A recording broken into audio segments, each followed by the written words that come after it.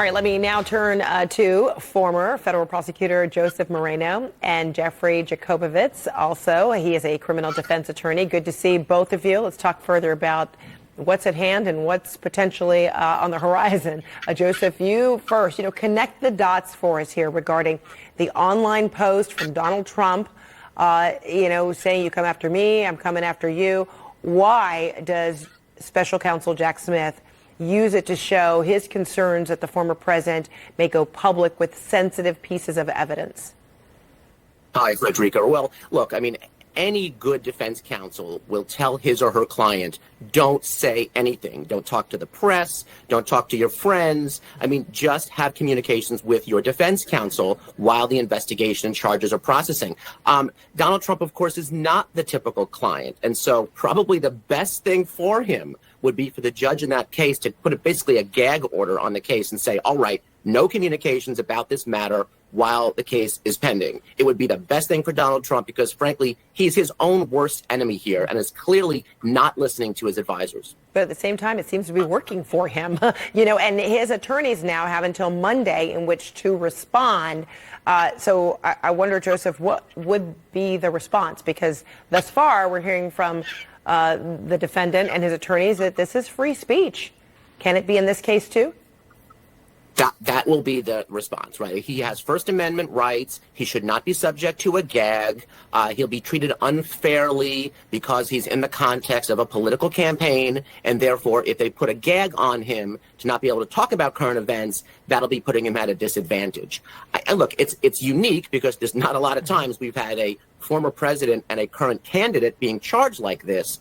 I would tend to think that the judge, though, would lean toward less speech and say, look, free speech is one thing, but you can't talk about this case. You can't do that sort of thing while it's ongoing. Jeffrey, yes. So that would be, free speech versus harassment. And, who, if not the special counsel, would Trump be referring to when he's talking about you come after me, I'm coming after you? So now how might that help dictate the defense attorney's response for Monday?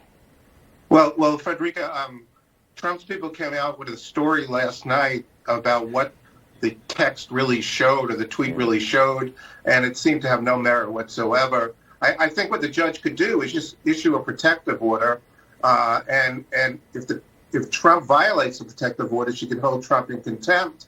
And technically, if it's any defendant, lock them up. It seems like Trump is almost tempting her to put him in jail, and maybe he thinks it will help his campaign.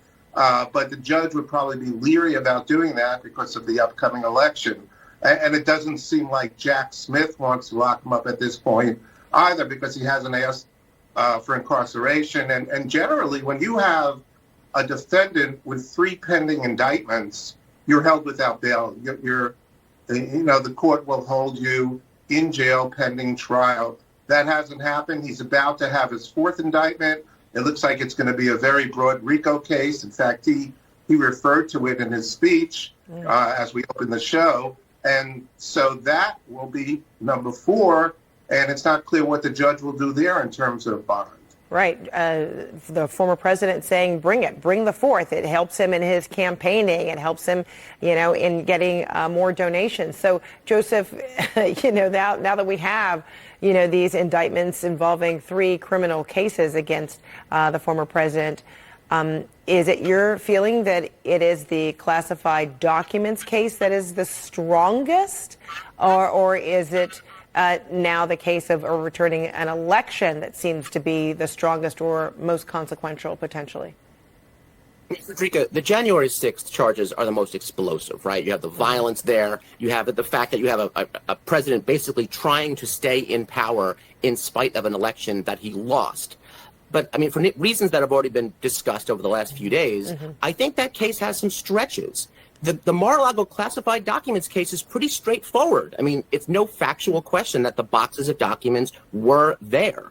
And any defense that Donald Trump might try to say about, well, I thought I declassified them, I thought I was allowed to have them, those arguments already had some legal problems, but they're basically eviscerated now by the obstruction charges in the superseding indictment. Because one would say, all right, if you really thought you had the right to these documents, why did you try to hide the fact that you had them? So again, the January 6 charges might be really explosive, and the other ones that might come, we'll see what happens. But I personally think it's the classified documents case that poses the real problem for him. Okay, and then Jeffrey, the former president is stumping. Oh, go ahead. Yeah, I would disagree with Joseph. I don't see the January 6th indictment having any stretches. 18 U.S. Code 371 is a standard claim by the government. It's upheld all the time on appeal. And I would say, if you're interested, that they're both equally strong.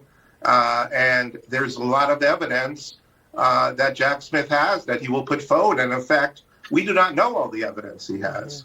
Right, and we shouldn't, right? I mean, what prosecutor is going to reveal everything off the bat? And again, it's the grand jury that found that there was enough evidence in which to indict here. This wasn't singularly by, the special counsel after, of course, he and his team has presented the information. So I wonder, too, Jeffrey, Donald Trump, just as we've seen on Truth Social, in person at his rallies, I mean, he likes to let loose. He's going to this evening stump in South Carolina.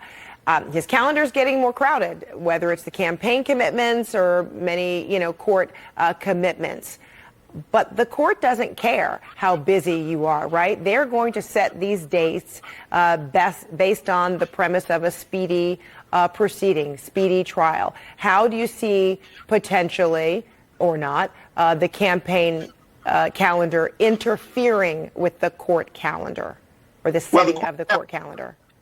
Excuse me. The court calendar is going to be very busy. And already Alvin Bragg in New York had indicated that he would delay his trial and defer to Jack Smith and have the federal cases go first. It's not sure, and we're not sure if Forney Willis and Jack Smith are coordinating in terms of trial dates, but now we have a big chunk of time where they could try the January 6th case, since the Mar-a-Lago case was put off until May. And so the defense here is going to be delay, and that's their best defense, because what they're hoping for is Trump or another Republican gets elected, and then the case is dismissed. The cases are dismissed by a new attorney general, or Trump is pardoned. And that's their best defense, and it seems like, in a way, almost their only defense. All right, we'll leave it there for now. Jeffrey Jacobovitz, Joseph Moreno, thank you so much. Thank you. Thanks, Rita. Coming up, the relentless